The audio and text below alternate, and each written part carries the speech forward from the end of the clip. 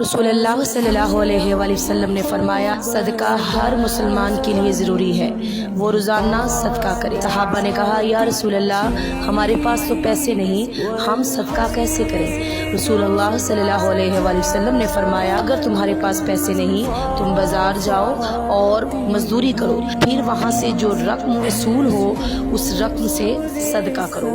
رسول اللہ صلی اللہ علیہ وآلہ وسلم نے یہ بھی فرمایا داؤ مرضاکم بالصدقہ، اپنے مریضوں کا علاج صدقے کے ساتھ کرو۔